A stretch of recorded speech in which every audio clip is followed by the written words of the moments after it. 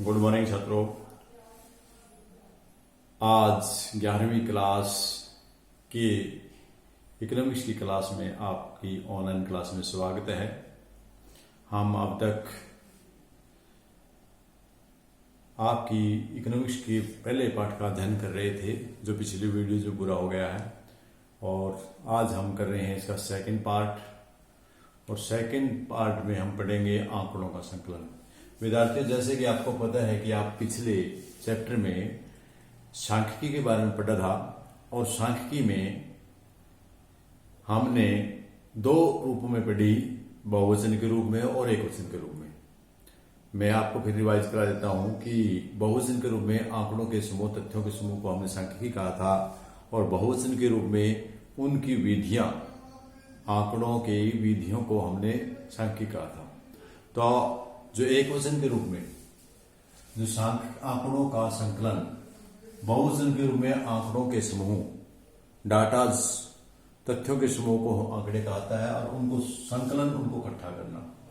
तो बच्चों, पिछले चैप्टर में आपने पढ़ा था सांख्यिकी एक वचन के रूप में, और एक वचन के रूप में क्या था, उसकी विधियां थी। कौन कौन सी विधियां हैं? आंकड़ों का संकलन करने की एक विधि, फिर उसको आंकड़ों को व्यवस्थित करने की दूसरी विधि, आंकड़ों को प्रस्तुत करने की तीसरी विधि, और आंकड़ों का विश्लेषण करना चौथी विधि, और आंकड़ों का निर्वचन करना पांचवी विधि।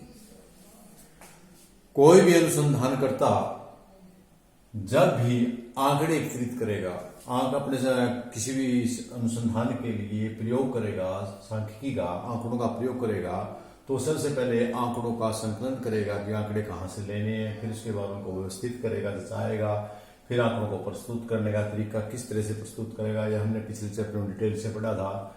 फिर आंकड़ों का विश्लेषण, उनकी ताल तुलना वगैरह करेगा, फिर उसमें से निष्कर्ष निकाले जाएंगे। ये हमारे आने वाले चैप्टरों में रहेंगे, सारी की सारी विधियां हमारे आने वाले चैप्टरों में रहेंगी। और जो आज का चैप्टर है वो हमारा सिर्फ ये है, आंकड़ों का संकलन। इनको हम आने वाले चैप्टरों में करेंगे। आज का अध्ययन हम इसका करेंगे, आंकड़ों का संकलन। तो चलते हैं, आंकड़ों का संकलन क्या होता है।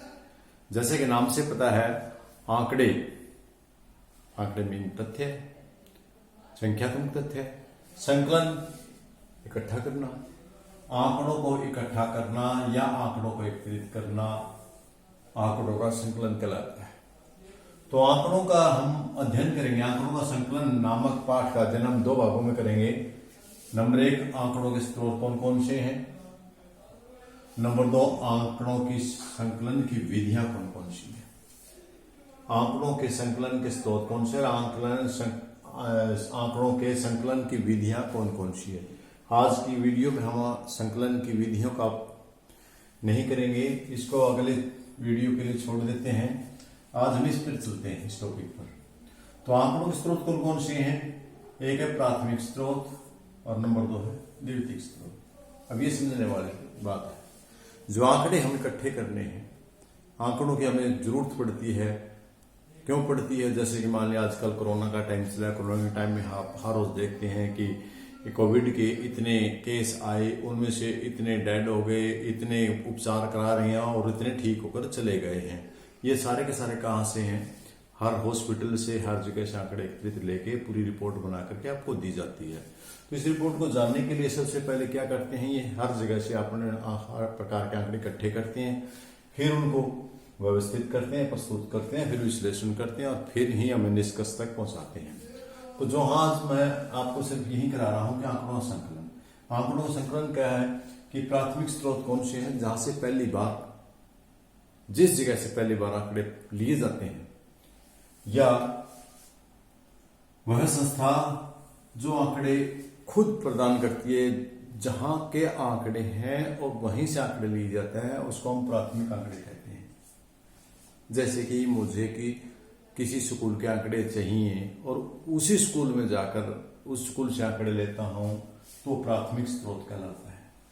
द्वितीयक स्रोत वो होते हैं उस जगह से न लेकर उस संस्था के आंकड़े किसी अन्य से लिए जाएं, क्योंकि हर अनुसंधान करता या हर प्रकार की रिपोर्ट में आंकड़े छपते रहते हैं हर फर्म के। तो किसी फर्म की है, मान लिया किसी शहर में कोई फर्म है और उसके आंकड़े एक पत्रिका में छपे हुए हैं, और वह आंकड़े हमने अपने प्रयोग के लिए कुछ परिवर्तन करके उन आंकड़ों को यूज कर लिया है, कुछ परिवर्तन करिए, कुछ परिवर्तन हम उद्देश्य में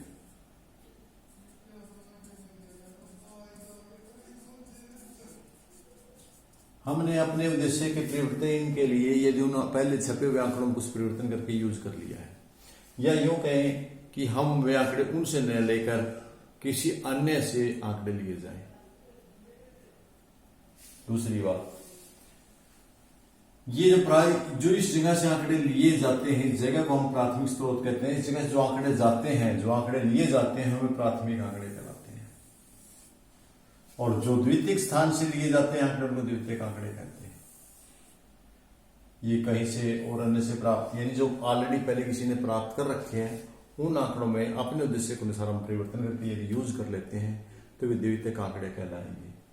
यहाँ एक बात में ध्यान देने की है कि प्राथमिक आंकड़े और द्वितीयक आंकड़ों में मेन अंतर है वो अवस्था का है। एक आंकड़े वे दूसरी जगह जाकर द्वितीयक आंकड़े हो जाएंगे। मान लिया आपने किसी एक स्कूल से आंकड़े लिए, वो प्राथमिक आंकड़े थे। यदि वही आंकड़े हम बी ऑफिस से लेते हैं या डी ऑफिस से प्राप्त करते हैं तो वे हमारे लिए प्राथमिक आंकड़े नहीं रहेंगे, द्वितीयक आंकड़े रहेंगे, क्योंकि हमारे पास से आंकड़े गए हैं बी ऑफिस के पास, बी ऑफिस से गए डी ऑफिस के पास। तो यानी वे आंकड़े हैं जो हमारे स्कूल के आंकड़े हमसे लिए जाएंगे तो प्राथमिक आंकड़े कहलाएंगे। वही आंकड़े यदि बी ऑफिस से या डी ऑफिस से आप लेंगे तो वे आपके द्वितीयक आंकड़े कहलाएंगे। तो मेरे ख्याल में समझ में आ गया, सिर्फ इस अवस्था का अंतर है। दूसरा है प्राथमिक आंकड़े हैं वे, और इनमें दूसरा अंतर यह है कि प्राथमिक आंकड़े वे खुद संस्था से लेते हैं या एजेंट के द्वारा लिए जाते हैं, जबकि द्वितीयक आंकड़े हैं वे खुद जाकर नहीं लिए जाते बल्कि कहीं से दूसरे से लिए जाते हैं। दूसरे ने अपने उद्देश्य के लिए प्रयोग किए थे और वहां से हमने उसमें कुछ परिवर्तन करके अपने उद्देश्य में प्रयोग कर लिए, वे द्वितीयक आंकड़े होते हैं। अगला है जो प्राथमिक आंकड़े में बड़े मौलिक होते हैं, क्योंकि हम अनुसंधान करता है वो सीधा डायरेक्ट स्रोत से मिलकर आंकड़े प्राप्त करता है, इसलिए वो मौलिक होते हैं, सच्चे होते हैं। जबकि द्वितीयक आंकड़े वो मौलिक नहीं होते, क्योंकि बीच में हम उसमें कुछ परिवर्तन भी कर लेते हैं। दूसरा जो संस्था ने ली है उसने कितने सत्य हमें आंकड़े दिए हैं, हो सकता है उन्होंने उसमें कुछ मिलावट कर दी हो या उन्होंने आंकड़े सही नहीं दिए हों, तो उनमें शुद्धता की संभावना कम हो जाती है, जबकि इसमें शुद्धता की संभावना ज्यादा होती है।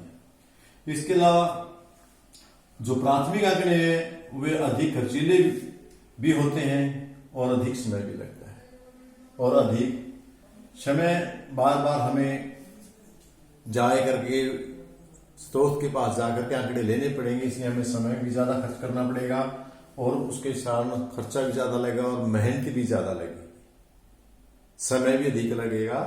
तो इसमें समय भी अधिक लगेगा, खर्चा भी ज्यादा आएगा और मेहनत भी ज्यादा आएगी। जबकि द्वितीयक आंकड़े प्रिंटेड है पहले ऑलरेडी किसी ने पहले एकत्रित किए हुए हैं, उनको हमें प्राप्त करने में कम समय लगेगा, कम खर्चा लगेगा और मेहनत भी कम लगेगी। तो बेटा आज के आपकी वीडियो में आपने समझा कि जो आंकड़ों का संकलन है वे हमारे सांख्यिकी एकवचन के रूप में जितनी विधियां हैं उन विधियों में से पहली है। और पहली विधि में हम क्या करते हैं, आंकड़ों को किस प्रकार इकट्ठा करते हैं, कहां से करते हैं, प्राथमिक क्षेत्र, द्वितीयक क्षेत्र, प्राथमिक आंकड़े, द्वितीयक आंकड़े, मौलिक है मौलिक, ये इसकी सारी बातें आज आपने आपके इस पीरियड में पढ़ी, आपने आज के ऑनलाइन क्लास में पढ़ी। मुझे उम्मीद है ये अच्छे से आपको आया होगा। कल हम संकलन की विधियां पढ़ेंगे। ध्यान से वीडियो देखते रहिए, मस्त रहिए, कोरोना से बचिए, सेफ होम, घर बैठे अपनी ऑनलाइन पढ़ाई करते रहिए। बेटा ध्यान से देख। Okay, thank you, bye.